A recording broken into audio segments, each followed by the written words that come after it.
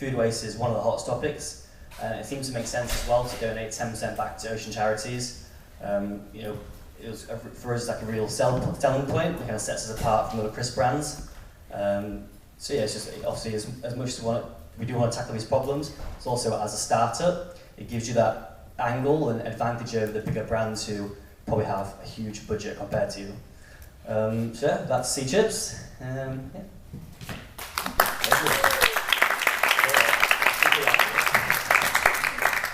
So guys, feel free to come back. So we prepare a few tough questions for these guys. Obviously, Maud or Batman, if you want to jump in, feel free to.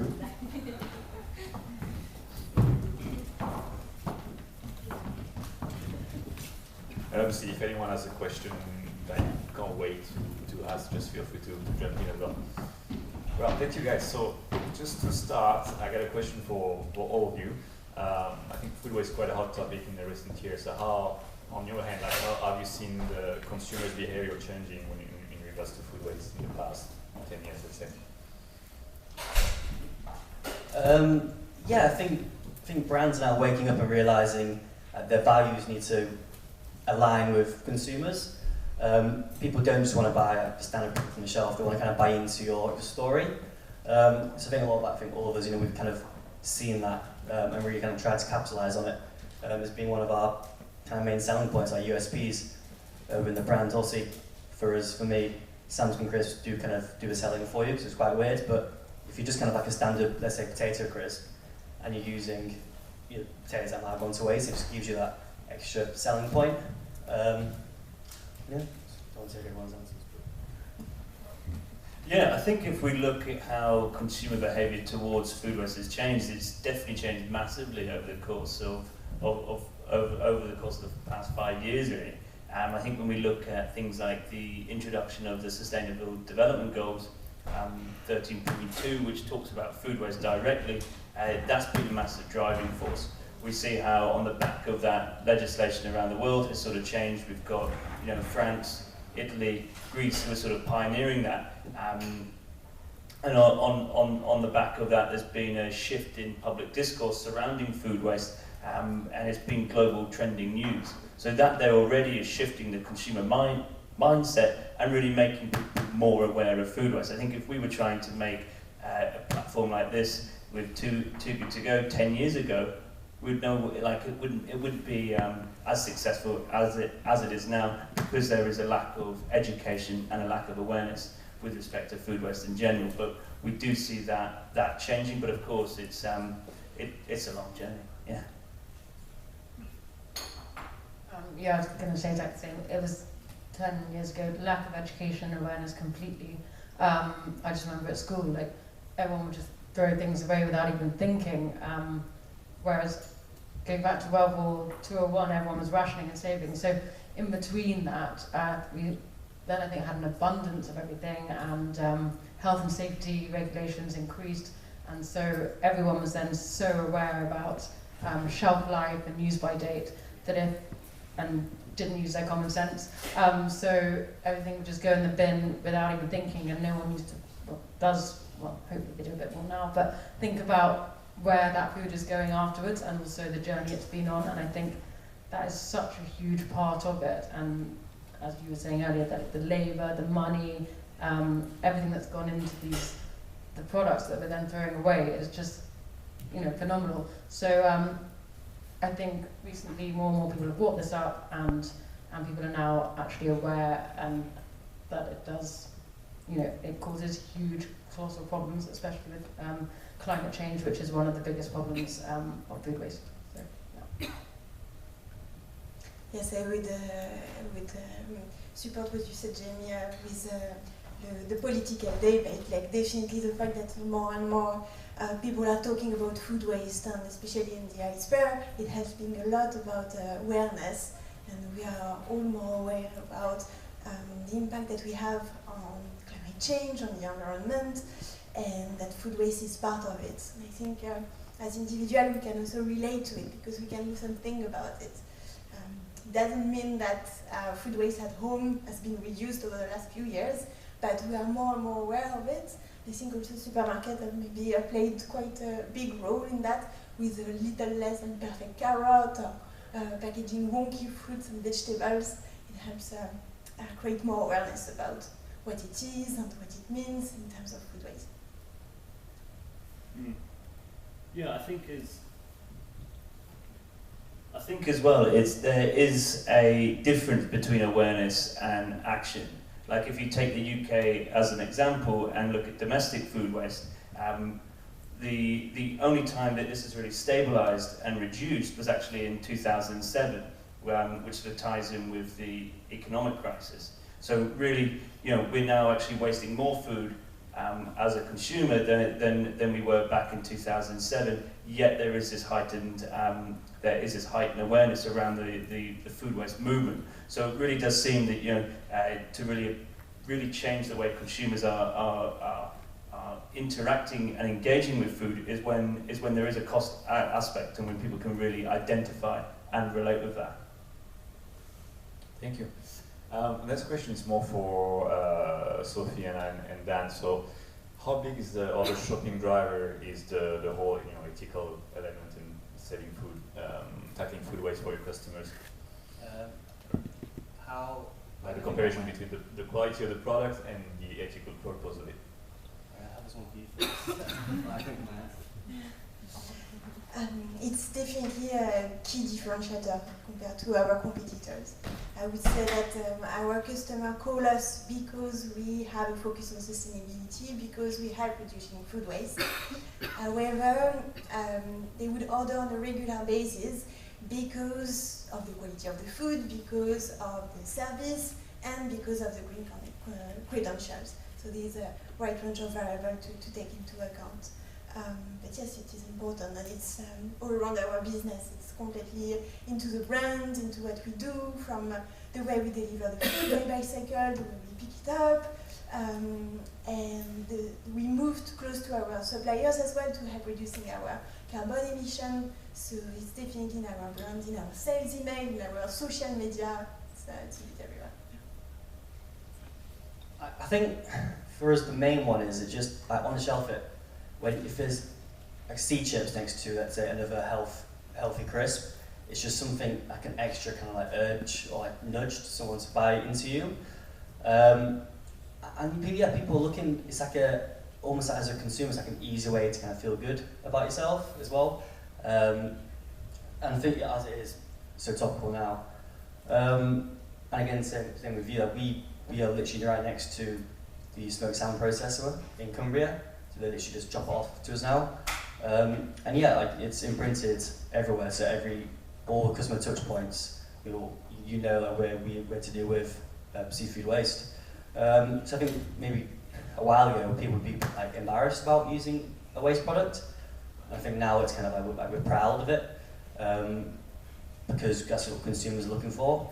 So yeah, it's definitely is the number one reason. Yeah.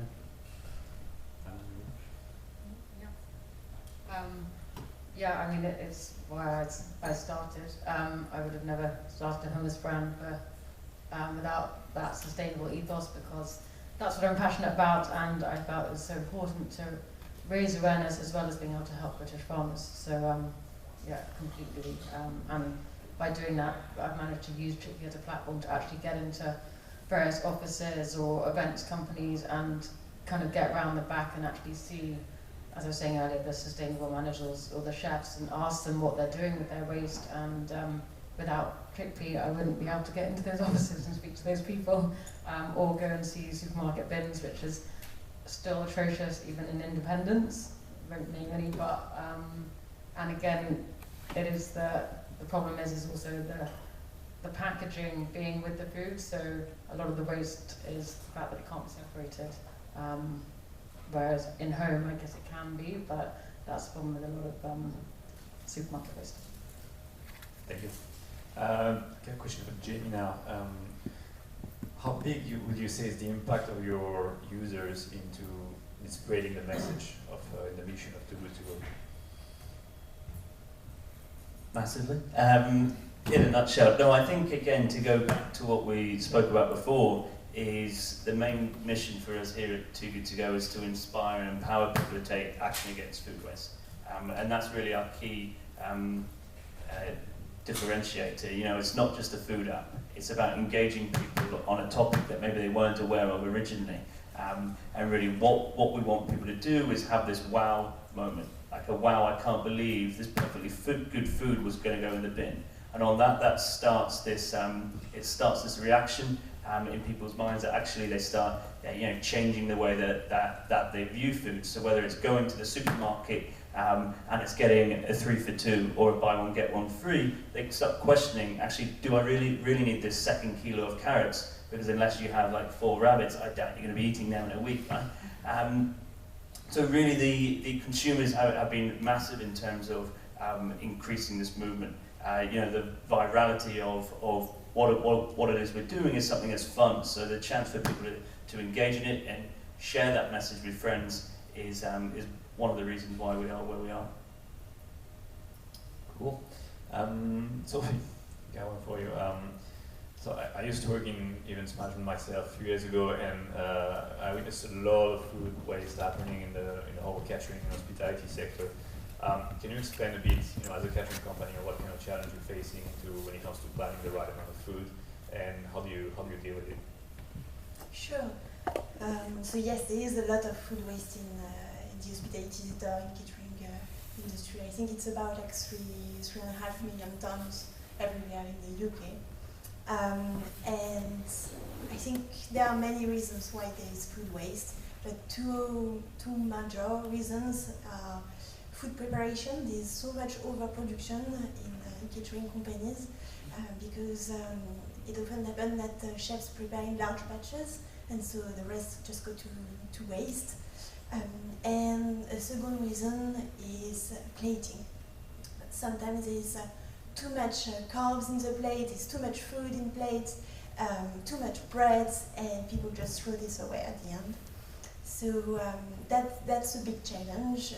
The way we address it is that we prepare everything according to the demand. We don't prepare anything in advance. We pick up our ingredients and we make our food according to the events that we have. So we know exactly how much food we need to prepare per guest, and we won't prepare more than that. And also, we don't plate any food. For lunch, for instance, we will display a buffet, and the way we display the food makes a massive difference in terms of food waste. We will display them in sharing bowls, but in sharing bowls that are not too big, so that we can refill them according to the demand and put the food out according to what's needed to be refilled.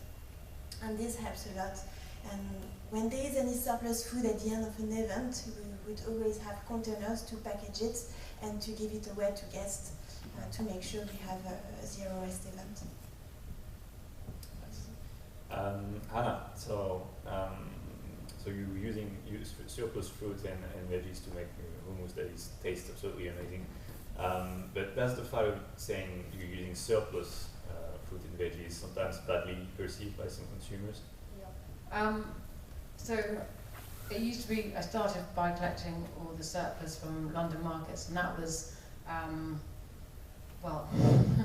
some of them are like massive bins, and they're just thrown out loosely, and I don't really know why. There's a different reason for everybody, because either they can't sell it, so they've ordered too much, or there might be like a crate of mushrooms and there are a few brown ones or off ones, and these guys are working like from midnight till 7 a.m. and they can't be bothered, so everything just gets chucked. They can't, and if they don't sell to the supplier the nicest vegetables, then they're not going to get used again, so it's just a risk. So the smallest amount of mould or waste or something that doesn't look right, they'll get rid of.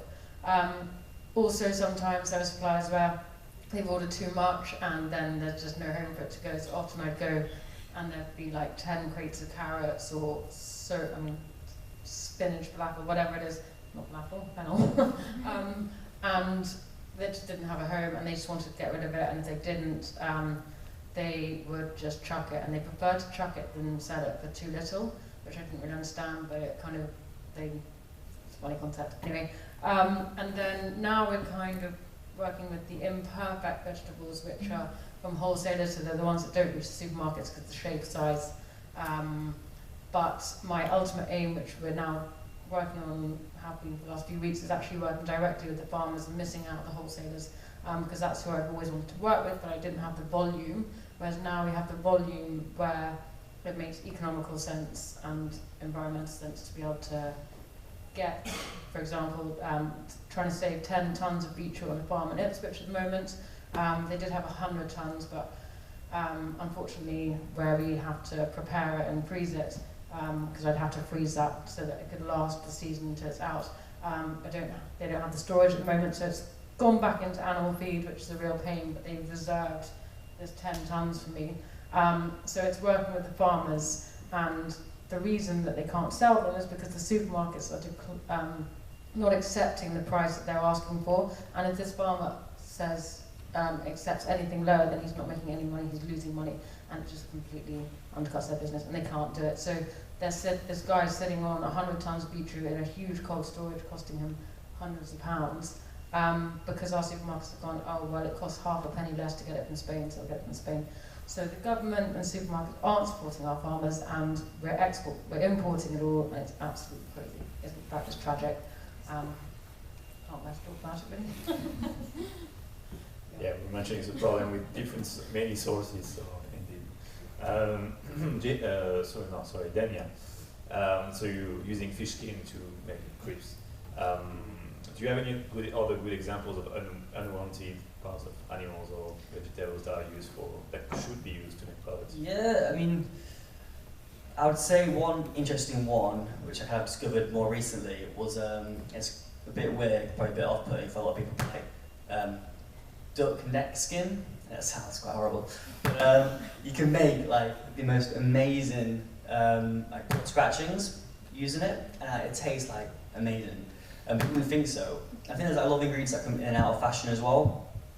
Things like fish roe. Also, we all know kind of caviar, but apart from, we use salmon roe and a lot of other roes for fish. Cod roe is quite popular, but all the other fishes, a lot of them just gets thrown to waste, and it makes a really nice like seasoning. If you dry it out and blitz it up, it's like almost like a salt.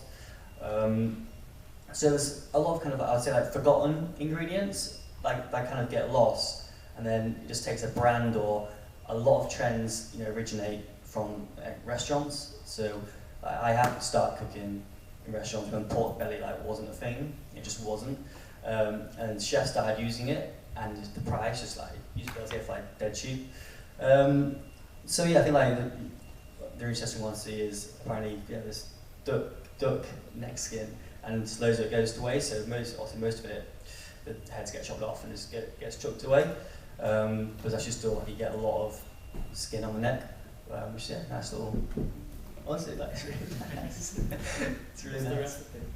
I'll give you it later. You just probably chuck it in the fryer. Yeah, so that's I guess one. Yeah, we have this saying in French that says "tout est bon dans le cochon," meaning we can eat absolutely anything. Jamie, so what do you think is the power of technology when it comes to engaging people on such a topic? Yeah, I think it really comes to engaging people en masse.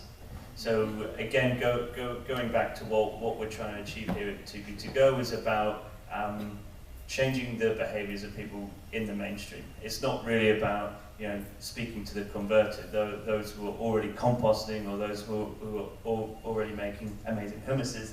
It's about speaking to people who are throwing that food away, and it's really bringing to light in a fun and easy way about the importance of changing your behaviour. So we could see how tech can be used to engage consumers, whilst at the same time platforms like ours are engaging businesses.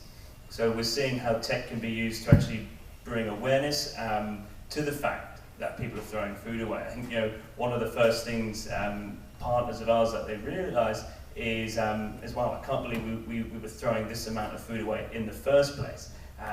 So again, it's a way for businesses to engage their staff on the topic of food waste and actually change some of their own purchasing habits. So whether it is overproduction, whether it is over ordering or misuse and prep. We can actually see how tech is being used from both a consumer and a business angle to shift these attitudes and behaviours towards food in general. Great. So next question is for everyone, or everyone who has an opinion on the matter. But in October 2018, so I read that the UK government has been injecting an additional 50 million in funding to support different businesses and organizations that are trying to tackle that issue. So I know Theresa May is fairly busy these days, but what else do you think can be done to start solve the issue? Well, in addition to this 15 million? Well, I think this 50 million's obviously not enough. There needs to be way more invested into this issue. I think we can all agree that it's not just well, it is a ridiculous environmental issue, and so much more needs to be done. I think I was speaking to people earlier that actually we should be going and addressing this from like a grassroots level. Really changing the way that the younger generations interact with food, so that this here can be a heightened relationship with food, where you're not wanting to throw that food away. Whether it's food you've grown your own, you have such a greater connection to that food that you're not wanting to throw it away. And I think it tends to get diluted, this relationship we have with food. So I would say there's so much more to be done from an educational standpoint, really starting from primary, really. Yeah, as James said, I think it's about education. I think a lot of that, though, at the moment, I think, is the brands are doing that. So we're all kind of telling our own personal stories. So mine's obviously focused on seafood waste and etc. And the more and more brands like ours that you see on retail shelves, the more and more people become aware of it. This is what the government could do, I'm not too sure, but I think brands are really leading the way, and consumers are kind of opening their eyes to it, and also that they're demanding it as well. So I think kind of there will just over the next kind of 5 years be a shift towards ethically focused food.